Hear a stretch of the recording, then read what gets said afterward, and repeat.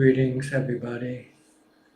Welcome to another Q&A meeting where we discuss the Dhamma teaching of the Buddha. If you have any question, please send your question in one at a time. Please be brief and precise. If this is your first time, please let me know where you come from and let me know how's the audio and the video. Right now on my screen it doesn't show the number of people watching, so at first I thought no one was participating, so I just kept silent for a while. But when I look at the comment, I see people sending in questions already or comments already. So I shall start reading your comment without knowing how many people are watching right now. Any Lam Satu. Giek Yen So, greeting Tan Ajahn. Tony Yip Satu. Kitty Kin Kid Chan Satu. Sang World Class Satu Satu. Pramsa Namasakan Prajan. Enilam Satu. Hui Hong Lo, good afternoon Tan Ajahn. Good afternoon to you. Kenneth Hunt, good morning Tan Ajahn, you are clear. I wish you a happy Easter. Thank you. And I wish you a happy Songkran. Right now Thailand is having a water festival called Songkran. So this is the last day of the holiday. This year we have 5-day holiday where people go home and show their respect and their gratitude to their parents. Handy box, good day, good health, Ajahn. Thank you. Sona day, Satu, Satu. Does your screen show the number of live people watching? On my screen, it doesn't show. So I just wonder if it shows on your screen or not.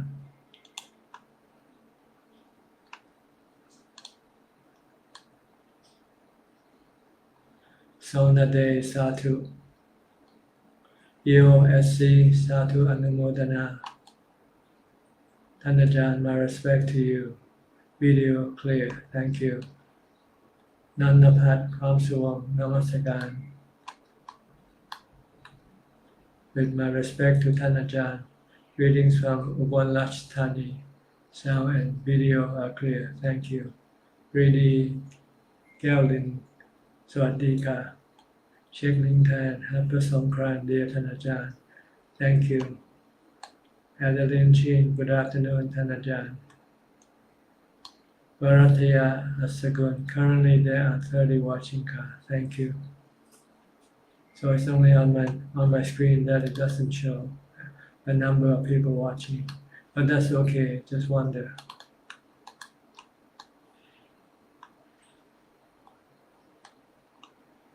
Kenneth Hunt, 32 watching and increasing. Thank you. Punami Tan, good day, Pante. I always look forward to Sunday Dhamma Q&A. Hope you are well and healthy. Thank you. Check Ling Tan, yes, my screen is showing 31 people watching live now, Tan Ajahn. Thank you. My screen doesn't show any. It just say live and no number attached. Like I say, it's okay. Just wondering, that's all. Anna Goldman, good afternoon, Tan Ajahn from California, and hope you are well and as happy New Year. Thank you. Kwan Patum Napa, Satu. Kenneth Tan Kibok, greetings, Ajahn. May you be well and happy. May you be well and happy too. Thank you. Everyone, may you all be well and happy, everybody. May you keep on practicing the Dhamma. May you be ever mindful. Because with mindfulness you can control your mind, protect your mind from suffering.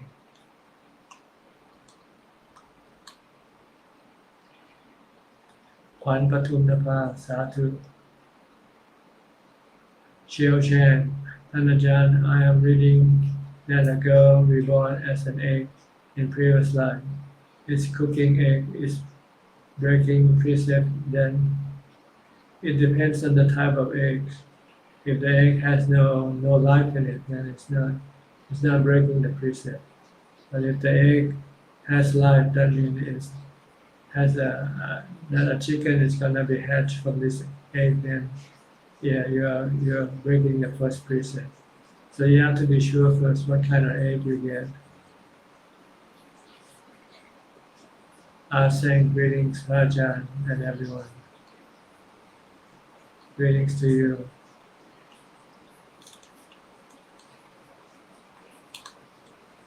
Right now it's raining here at my place.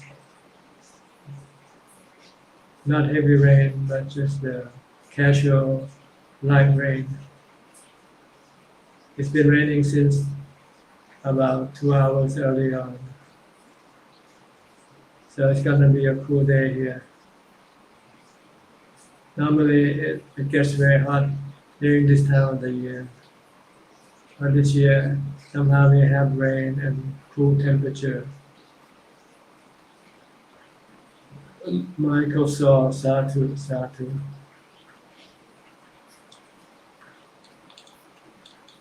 If you have any comment you like to say about yourself or anybody, you're welcome.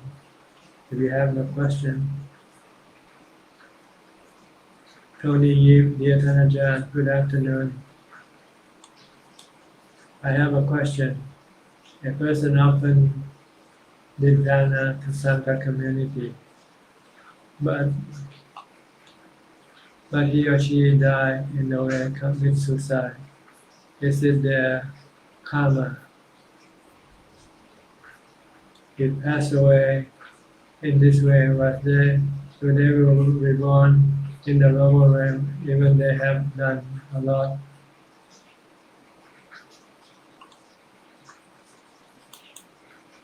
of dana to the Sangha community.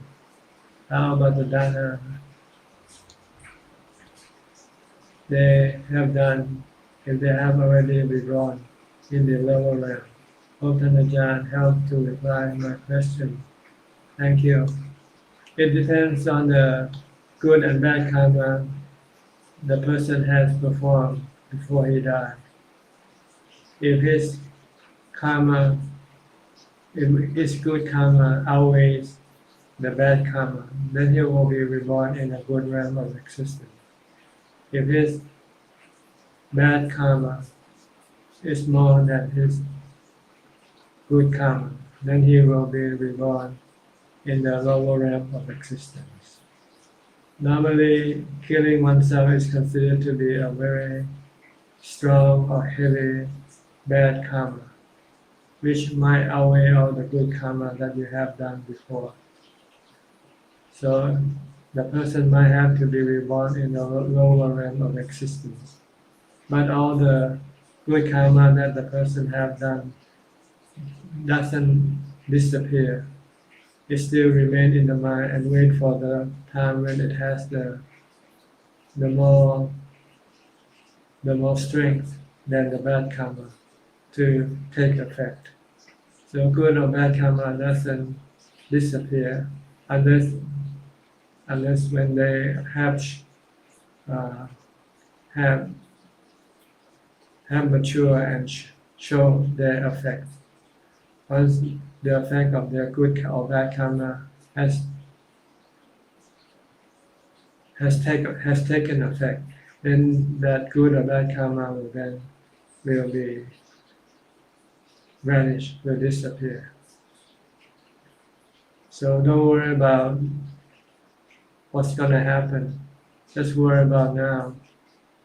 When you're alive, try to do what the Buddha said. Avoid doing all bad karma and do only good karma and purify the mind. If you can do this, you will be guaranteed that you will be born in a good realm, higher realm of existence. If not, Nibbana yet. If you haven't reached Nibbana yet, you will be reborn in the good realms of existence. So you have to be very careful what you do, even in the last moment of your life. Don't kill yourself. This is a bad karma.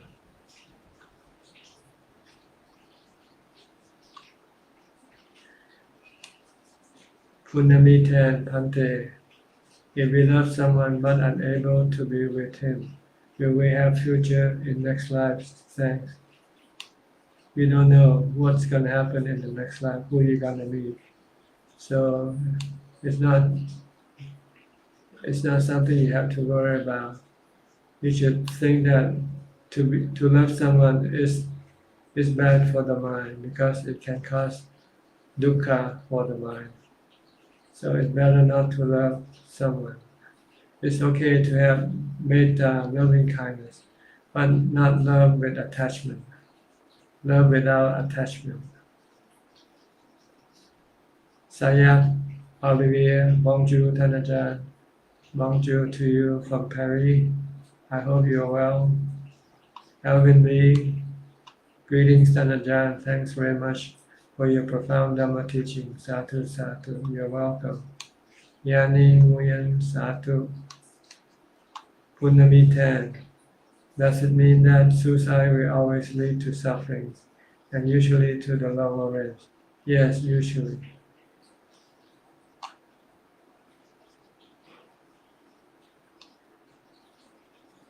Being Sukihotu Pratanajan, Sadhu Sadhu. Terence T.H. Lee, thanks to Tanajan for your time in teaching the Dhamma. You're welcome. Nasreen Lee. Good afternoon, Tanajan. I would like to send my gratitude to you for translating and then posting Ajahn Mun's biography on your YouTube. Well, actually, I did not translate the book. The book was translated by Ajahn Dick. Ajahn Dick is one of the Ajahn Mahabhu's students. He now lives in Virginia, USA. He has a monastery called Forest Monastery near Lexington, Virginia.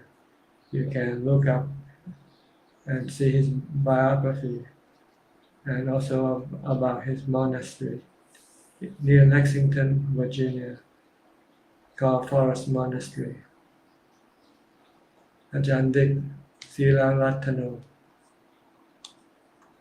Sonade. Dear Tanajan, if for example someone saw a person who is drowning and does not want to help, hence causing that person to die, is there bad karma for not helping when one could help? No. There's no bad karma because you didn't do anything bad to that person. But you lose the opportunity to do good karma, to show your loving kindness and compassion. If you could help and not hurting yourself. But if you help and it's gonna hurt you or cause you to die and you decided not to, then this is not considered to be bad karma. It's just considered to be a lost opportunity to do good karma. Ama Ayubwe. Dear Ajahn, can you please kindly explain the difference between first and fourth jhana? I think the text is quite clear. You just have to go look up in the text. I cannot really explain it. You can really understand it only when you get to do the meditation.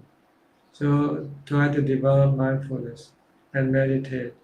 Then you go through the first, second, third, and fourth jhana yourself. Seeing is believing. Telling you, hearing it can be confusing. So don't try to imagine what they are. It's better for you to do the practice yourself. So, and the way to get there is to be mindful all the time. Practice mindfulness from the time you get up to the time you go to sleep. Keep the mind knowing and not thinking. And then when you meditate, your mind will enter into the jhanas easily. Yohanali Vandami Tanajan Satu Satu.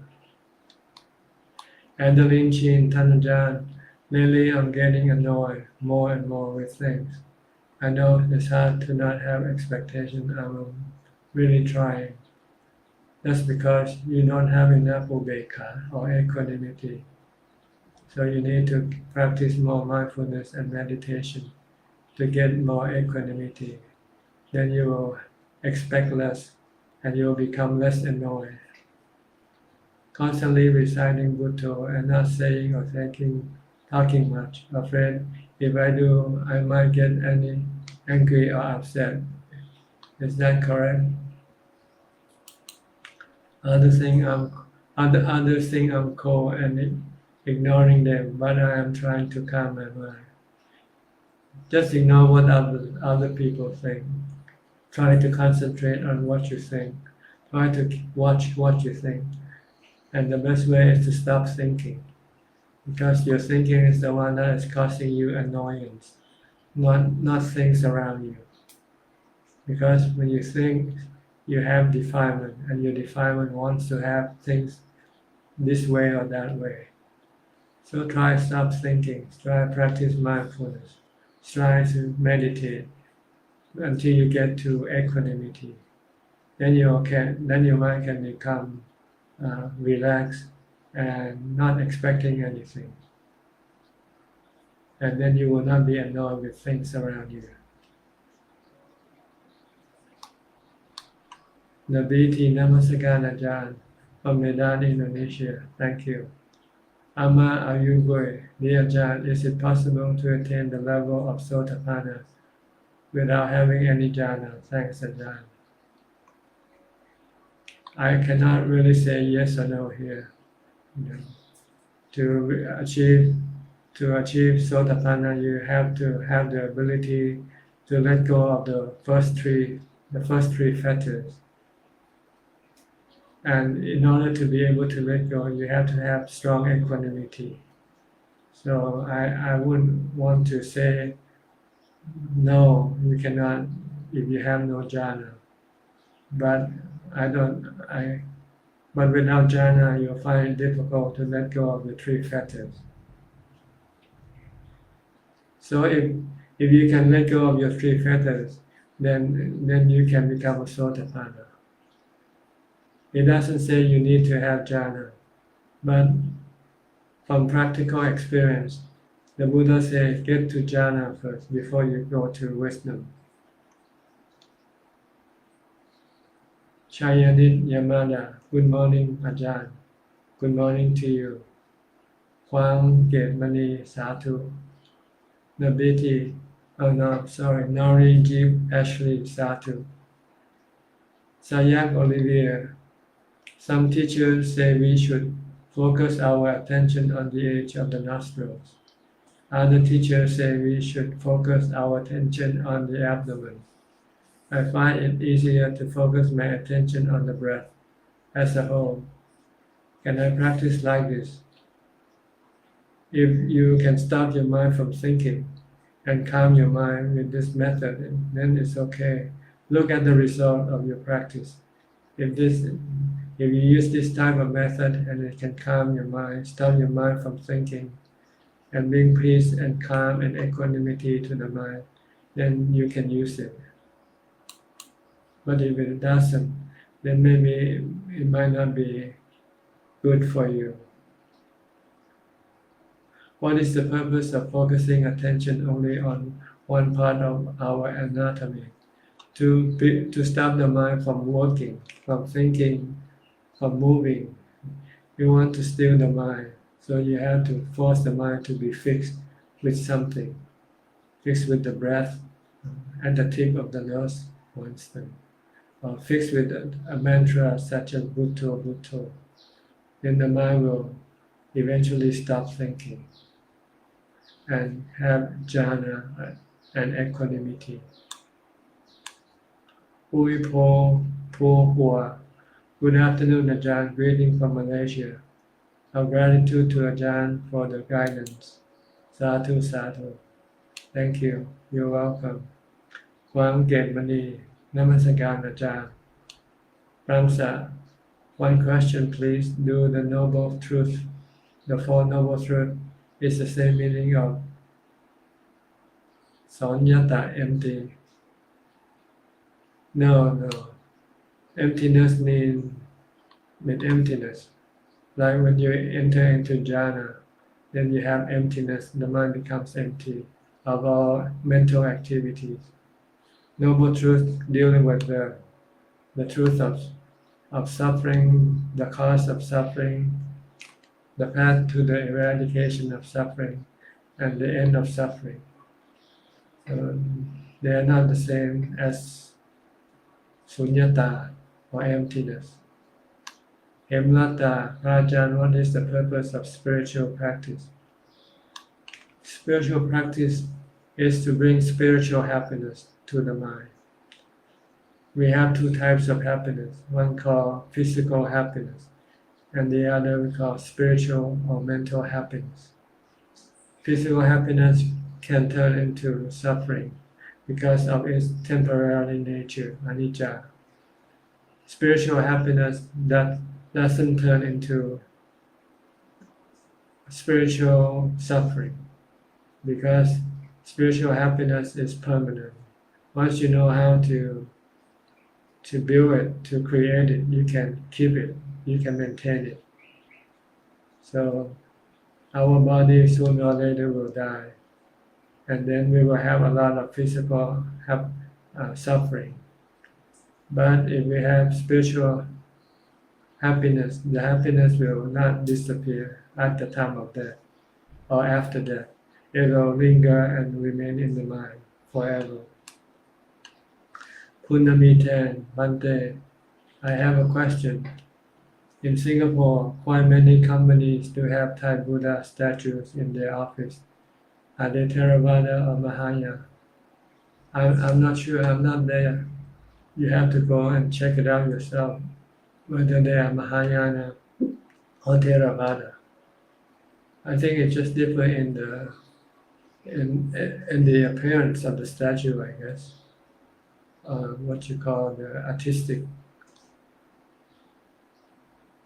nature of the statue. But they don't do anything really for you. They only remind you of the Buddha and his enlightenment. The statue don't do anything for your mind. It's the practice following the teaching of the Buddha that will do good things for your mind. Yohanali, Tanajan, what is the cause of fear? Like fear of ghosts, for example. Delusion, ignorance, the lack of understanding of who you are and what are the things around you. You don't know that you are not the body, so you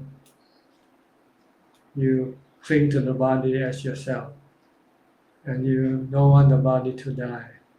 So anything that can cause the body harm or danger will cause you to have fear.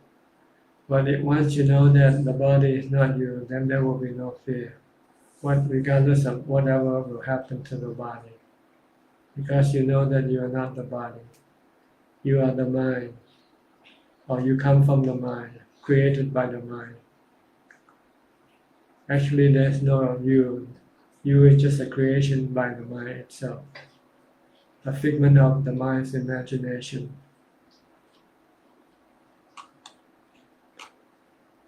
Puying Pattaya, or Pattaya girl. Good morning, Ajahn. Thank you very much for your precious Dhamma gift. I am glad that I went to offer breakfast to you and the Sangha at Wat Yannasangwararam Dana Hall. Life competition is not easy. Anyhow, I am following your teaching. Less worldly work, less income, less dana. Continuously meditate more and more. Yes, If you don't have any income, then don't worry about giving dana.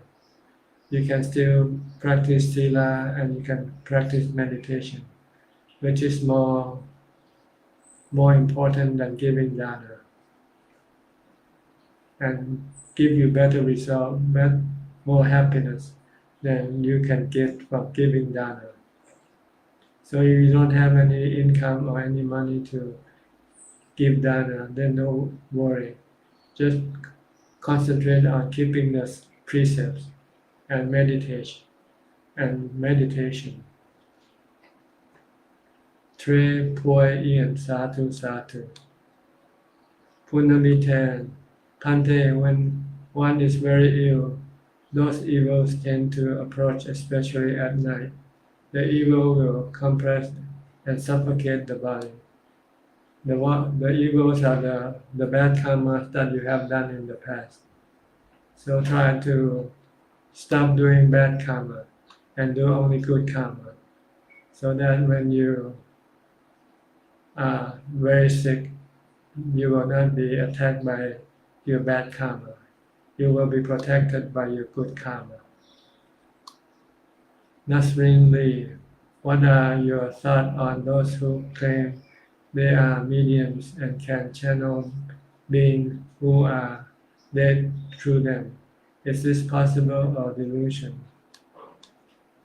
As far as medium is concerned, some people have the ability to contact the departed one.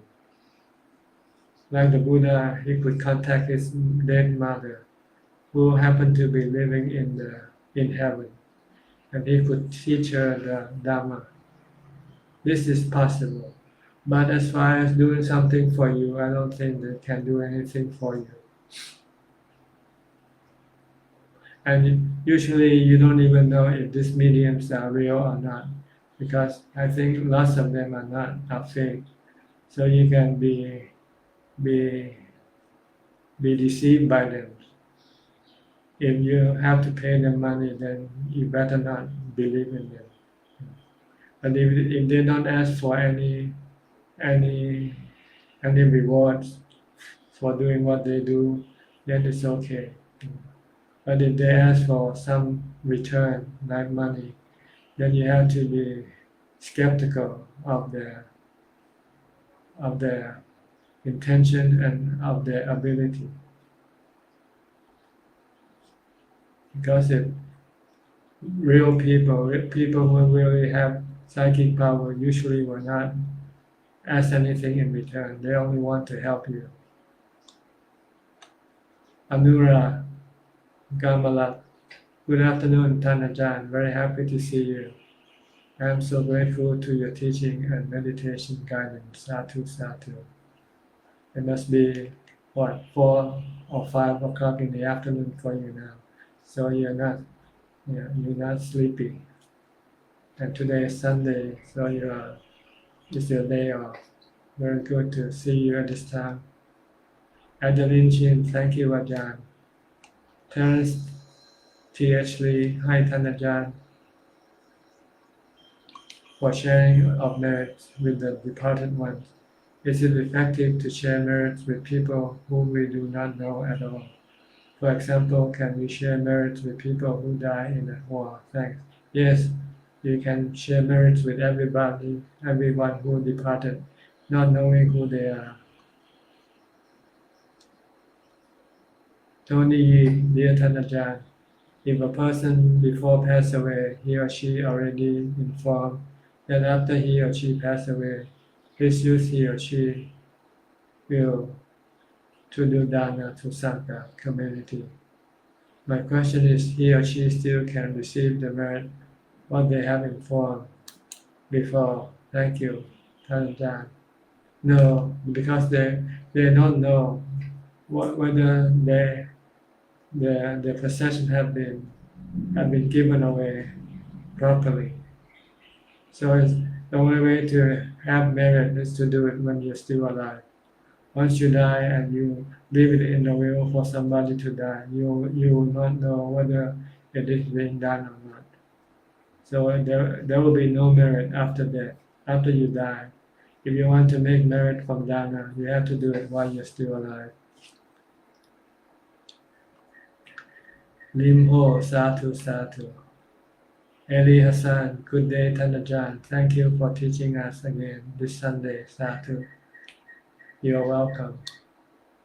Yohanali, dear Ajahn, recently I could see the hatred behind my thoughts very clearly. I am cutting it little by little, but I cannot see why my mind is fear of the ghost. I made up inside my mind. Sometimes the fear so big it defeated the mindfulness. You have to ask yourself, have you seen any ghost before? And can any ghost do anything to you? If they could do something to you, why don't they do it to you now, when you're not afraid of them? So it's all they are ghosts created by your own thoughts. When you are alone in a quiet place, you usually start to think of ghosts, and then you become afraid of something that you created yourself. So when you're afraid, all you have to do is recite the mantra. Keep reciting the mantra, or recite the Buddha, Dhamma, Sangha quality, until your mind becomes calm and the fear will then disappear.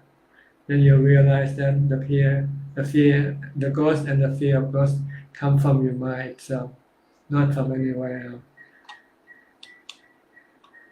Yap to yap. Thank you, Ajahn, for your Dhamma. Hope you always stay healthy, Ajahn. Thank you. You're welcome. Hong Bi Chin, thank you, Mom, for your Dhamma. You're welcome. Hokkien Tio, Sadhu. William Chok, good afternoon, Ajahn. Good afternoon to you. Sona De, dear Ajahn, it is said that a Asupa practice can cause anger or irritation to arise in some. Hence, it is best to practice at a monastery instead of doing it at home, where the anger will be directed at family members. What is the Ajah's view of this? No, it means that before you can practice Asupa, you need to have a certain amount of equanimity first. If you reflect on Asupa and you get angry, then it means you need more equanimity. You need to practice more meditation. And the best way to practice meditation to get the best result is to do it in a monastery, not at home. Because when you stay at home, it's very difficult to meditate to get to equanimity.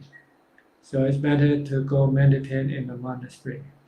And when you have enough equanimity, when you investigate Asupa, you will find no hatred arising, no anger arising in your mind. So this is what the Buddha means when he said you have to practice samadhi first before you can go to vipassana. Because if your mind is not calm with equanimity enough, when you contemplate on that or on Asupa, you will get adverse feeling arising, bad feeling arising, such as hate or anger or fear. So if you have this, then you should not do any vipassana yet. You have to do more samatha to get more equanimity first, to the point where your mind become still and not reacting to the thoughts of Asupa or the thought of death. Okay.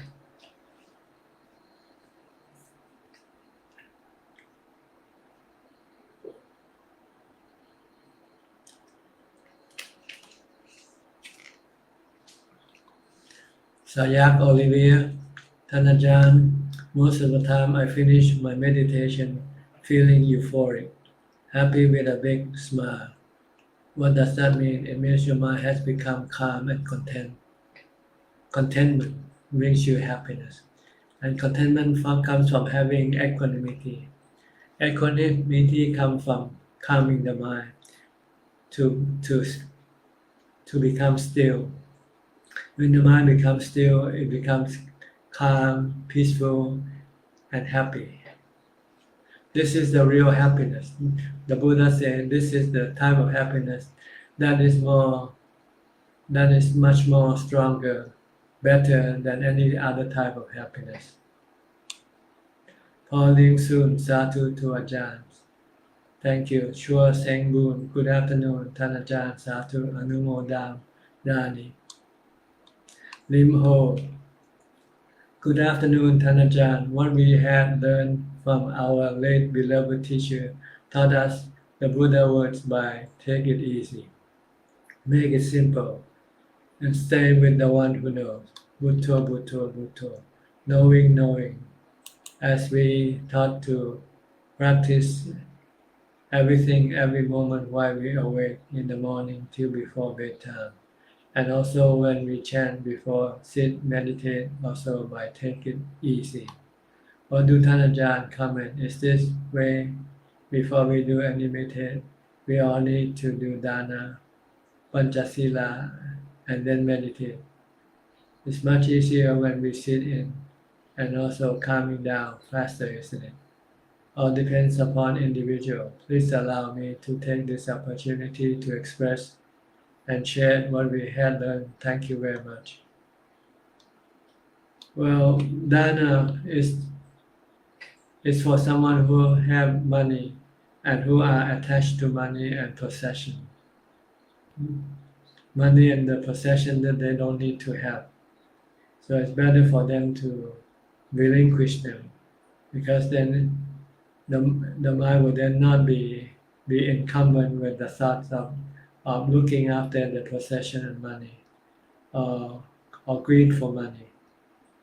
But if you don't have this problem, then you don't need to do dana. And if you still hurt other people, if you're still breaking the precept, this will make it difficult to meditate. So you have to keep the precept. Then it will make it easier for you to meditate. And when you meditate, you need to have mindfulness, constant mindfulness all the time. Sawante, Satu, Satu. Anurag Gamalat, yes, Tan Ajahn, it's 5 p.m. here. Do you conduct this Q&A every Sunday? Yes, about the same time here. Every Sunday. We've been doing this for, I think, nearly a year now or more. I'm not sure. You can join every Sunday. Punami 10, Bante. When I was very young, there were 2 Mahayana devils carrying coffin and asked me to go with them. But I refused because I have lots of things to accomplish. After that, my mom brought me to see medium. Was told if I see again, just stick and pray to them. Okay? You don't need to do anything. You just, all you need to have is equanimity and mindfulness. Just stay focused on what you do, and ignore or disregard everything that you see. They come and go. Treat them as anicca, dukkha, anatta. Chu Chin, good afternoon and my respect to Tan Ajahn. I am from Malaysia. Thank you. Yohanali, thank you Tan Ajahn for your profound Dhamma. Satu, Satu. Pataraporn Bosuk, Satu, Satu. Pasi Chong, Pasi Chung. Good afternoon Tan Ajahn. Happy to share your Q&A session. Satu, Satu. Pauline Soon, what is the meaning of to make aspiration?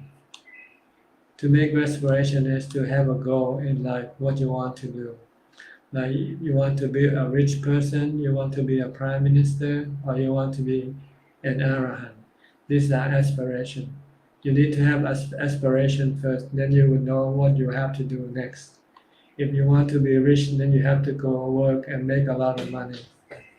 If you want to be prime minister, then you have to go into politics. If you want to be an arahant, then you have to become a monk. So you need to know first what you want to be before you know what you have to do.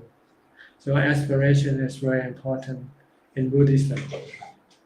Like the Buddha, he wanted to become enlightened. He wanted to be free from suffering. So he left the palace life and took up the life of a monk. Devi Sila Nanda, Satu, Satu. Question from Fabrizio Pichi from Brazil.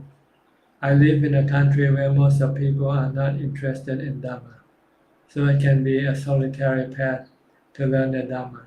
What can I do to stay motivated living in this kind of environment?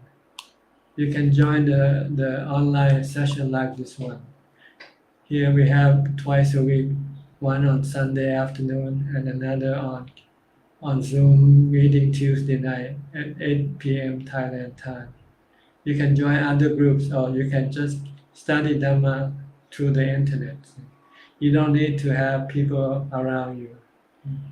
You're not alone if you can connect to the internet. You have thousands or even millions of people studying the same thing that you are studying. So you won't feel lonely at all. Come join us on Tuesday night at 8 p.m. if you have the time. 8 p.m. Thailand time. It's probably 9 a.m. in the morning for you in Brazil. On Tuesday. For you it will be Tuesday morning. For us it will be Tuesday night. For me it will be Tuesday night. And this time on Sunday. Handy box. Are all mantras the same whether they are in Pali, Sanskrit or Chinese? Thank you for your patience. And yes, they are used to stop your mind from thinking. They can be any languages, really. Can be Chinese, English, whatever. Just keep reciting that one word, and then it will stop your mind from thinking about other things. If you seriously recite them, not recite them casually, you have to be serious. You have to be real focused on your reciting of your mantra. Then your mind cannot go think about other things. Punami 10. Since I was young, why do I always experience evils only in my parents' room? Even got slapped on my face. My dog went in the room with its tail down and teary eyes. Why is it so? I am born in the year of dog and during Hungry Ghost Month. Thank you. There is no why. There is just what happened. All you need to do is how to cope with what happened. And all you have to cope with is mindfulness and equanimity. Don't react. Just stay calm, using mindfulness to keep your mind calm. Reciting the mantra, for instance. There is no need to know why, because knowing why doesn't solve the problem. The problem is how to deal with the situation. And the way to deal with every situation is to remain calm with equanimity by using mindfulness or wisdom, by treating everything that happened as anicca, dukkha, anatta. Paul Ling Soon, aware the mind and mindful the mind, what is different? The same thing, being aware or being mindful of the mind. Dear Ajahn, Luang Pu Samwan once said that even if the teacher is an arahant, not all teacher can bring out the Dhamma in us. So how do we know which teacher is suitable for us, if even arahant may not be fully comparable with us? Does it also depend on past karmic connection? No, it just means that some teacher can describe the Dhamma more clearly than the others, that's all. So if you cannot understand the Dhamma taught by this teacher, then you go look for another teacher and compare the result. If you find another teacher can teach you the Dhamma more clearly, then you follow that teacher, that's all. It has nothing to do with your past karma. It has to do with the ability of the teacher himself or herself, the ability to bring out or to explain the Dhamma clearly, that's all. Pasana should have say me, good afternoon, Prajan. I still have a happy and calm mind. Thank you very much. You're welcome. Mudita, good morning, Ajahn. If I cannot sitting meditation for very long now, can I do more of walking meditation first? Yes, definitely. do as many hours as you can, maybe 3 hours, 4 hours. Then when your body feels really tired, you'll find that you would like to sit and you will be able to sit and meditate for a long time.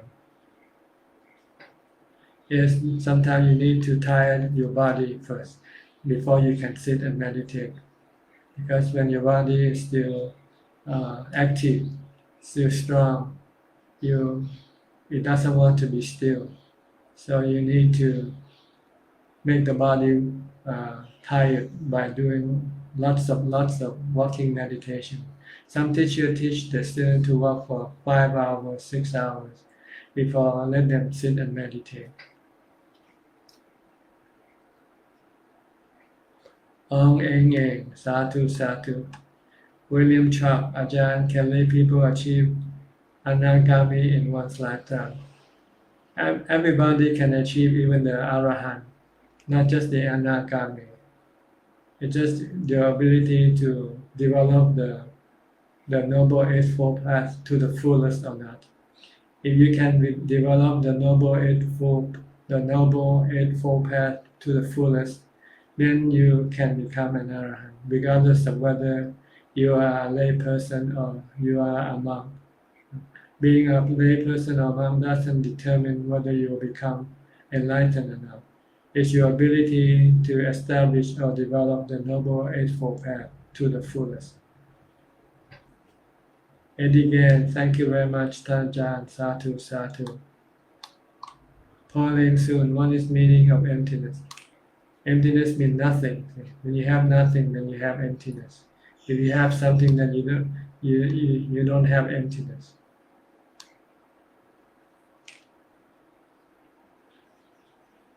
I can pronounce MGMG, Sen MQ. Good afternoon, Ajahn.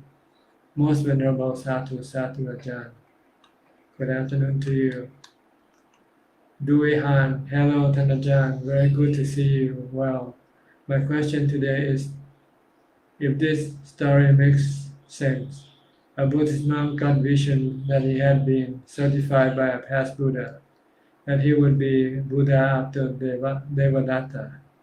So he has delayed his enlightenment. When he met with the Buddha teaching this life and reborn as Brahma instead. It means he's stupid, that's all. If he's smart, then he would disregard the dreams, the vision, and concentrate on the reality. Because this is just the delusion, leading the monk not to practice, that's all. How can he be sure that he will be practiced in his next lifetime? If he couldn't practice it now, in his next lifetime, he'll probably have another vision like this. And so he will never be enlightened at all. So don't believe in your vision, believe in reality. The reality is the Dhamma is here and now. You have the Dhamma to lead you to enlightenment. So why wait? Why wait for another 1,000 million years to become enlightened? It means you have to go through more sufferings. And so it's better to do it now. Even though if you are not a Buddha, there's no difference as far as liberation from suffering is concerned. Whether you are Buddha or you are noble disciple, Arahant, it's the same thing. So don't be misled by the concept of Buddha and noble disciple. You should understand that they are the same. Buddha and noble disciples are people who have attained to Nibbana. And that's what you want to do, is to get to Nibbana, regardless of how to get there. It's like going to a monastery, whether you walk there or you ride in a car. It doesn't matter, as long as you get there, that's all. The point is to get to the monastery. The point is to get to Nibbana. Whether you get to Nibbana by becoming a Buddha or becoming an Arahant doesn't really make any difference. If you take the Buddha path, it might take you many more lifetimes before you reach Nibbana. If you take the Arahant path, you can reach it within 7 days, 7 months, or 7 years. Why else would the Buddha teach his teaching then, if he thought that becoming the Buddha is the best way to attain to Nibbana? The Buddha taught us to get to Nibbana. and by becoming a noble disciple. Because he knows that getting there, regardless how you're getting there, is not important. The important is getting there. And the easiest way to get there is by following the teaching of the Buddha. Not looking for the teaching, not looking for Dhamma by yourself, like the Buddha had to do. So don't be misled by this concept of Buddha and Arahant. They are just method of getting to Nibbana. What you should concentrate on is how to get to Nibbana as soon as possible. And the best way not for now is that following the teaching of the Buddha. It's only when you don't have the teaching of the Buddha, then you would then need to find the path to Nibbana yourself. That could be difficult. That could take a long time. So now it's easy. There's a path given to you. There's a map. Just follow the map. It only takes you. The Buddha guarantee you that either 7 days, 7 weeks, or 7 years, you will reach Nibbana. Calling soon. I used to listen Dhamma talk. Regard, who am I? What is regard about? I don't know. Sorry, calling soon. Sayak Olivia. Next week I return to Thailand. I will have 4 days off to practice my meditation exclusively, as I can no longer come as before to Thanajang Temple. I found a bungalow in a very quiet environment in the province of Prachuap Khiri Khan to be able to practice on my own. Do you think this is a good idea, or do you think it is better that I find a temple to practice? You actually can come to Kauchio now. We accept people. We have people coming in. It's not as strict as before. If you can get into Thailand, you can come and stay with us on Kauchio if you like. All you have to do is send an email to my assistant and make arrangement. He will then prepare a place for you to stay with us like before. You can come and stay with us if you want to. But if you prefer to stay near your house, it's also okay. But you have to compare which place is better. Only experience can tell you. Kevin Lee, dear Ajahn, I work as a psychologist. So I listen to people's thoughts which cause them suffering, and I try to provide support for them by listening, giving them an explanation, or giving them advice. Will this affect my own sankhara? As sankhara hence affect my practice. Hope you can advise me on how to protect my mind in this job. Thank you again. Well, it is the knowledge that you provide with the people with, whether it's the right kind of knowledge or not. If you provide them with the knowledge of the Four Noble Truths, then this is the right knowledge. And then this will not hurt or harm your mind. It will enhance your knowledge of the Four Noble Truths as you apply it by giving it to other people.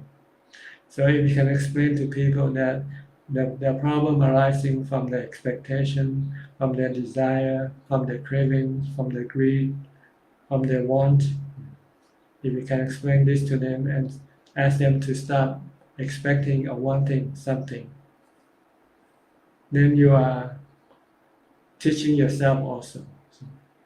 You're teaching them, as long as you keep applying the Four Noble Truths to other people or to yourself, then it will not hurt you. It will actually protect your mind from suffering itself. Karina Kaur, good afternoon, Ajahn. Sadhu, sadhu. Good afternoon to you. Punami Tan, I have asked many questions today. Thank you, Bhante. You're welcome. Mudita, when we give fruits to monks, should we peel off the skin and remove the seed first, like oranges or bananas? Not usually. You can do either one. If it's not removed, the monks will have ways of having them removed for them later on. So you can give any way you like.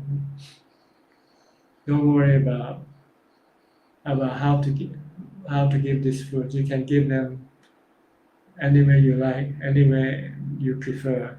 And the monk will somehow, if they want to eat, they will make sure that someone will peel and take the seed off for them. Falling soon, my experience meditation now. Just sit and watching to any part of body. It will come and I feel still, and slowly the body will calm. Yes, is it right? Practice, yes. Ui Bun Peng, good afternoon, Tan Ajahn. Sadhu, sadhu. Okay, I have about 3 minutes left, and I think there's still quite a lot of comments that I haven't read, or questions that I haven't read yet. So please don't send in any more questions because I will not be able to answer them all. You have to wait until the next time because there are still quite a few questions that I have to read and answer. Pannaporn, Sithira Sa, Sadhu Sadhu. William Chop, Ajahn, Nirvana is a state of unconditioned mind. It is neither a place or heaven, right? Yes, Nibbana is a mind that is pure of defilement, pure of greed, hatred, and delusion. It's not an unconditioned mind. It is a mind that is pure, purified, without greed, hatred, and delusion. Question from Brazil. Question number 2. How to practice formal metta meditation? We don't use formal metta as meditation, really. We use them when we encounter people or other living beings. We show kindness, we show love to other people when we see them or when we meet them. If you meditate, you just recite the chant that teach you how to give metta. Sabbe satta avera hontu, sabbe satta abhaya pacha hontu. You do this chanting as a formal metta meditation. But in real terms, you have to use metta when you encounter people. Smile and then give them happiness, make them happy, not hate them when you see them. Dui Han, thank you very much for the clear answer. I can't wait to get rid of this pile of dukkha. I couldn't get BTS design, but I got so much lesson on dukkha instead. I can't wait to get out, but it takes a lot of effort. Thank you very much. You're welcome. Catherine Wen, Sadhu, Sadhu. Sonade, thank you, Tan Ajahn, for clear advices. Falling soon, I do listen some meditation practice. Let's just keep observing the mind while sitting. Is it right way? It's one of the way. Whether it's right for you or not, you have to find out. If it calms your mind and makes you happy, then it's the right way for you. Hold me, Sadhu, Sadhu, Somkiat, Sadhu, Anukun, Kunapan, Sadhu, Sadhu. Falling soon, thank you, Ajahn. Teaching, Sadhu, Sadhu. Poor KOK, Sadhu. Anilam, Sadhu. Celestino, Sadhu. Supa Baroa, Sadhu, Sadhu. Well, that's about it for today. Thank you very much for your participation in this Q&A meeting. I hope you can benefit from it and use it to help you advance in your practice. In the meantime, please stay safe, stay mindful, and keep on practicing the Dhamma teaching. One day you will become enlightened. In the meantime, if all goes well, I'll see you again next week at the same time. Thank you and goodbye.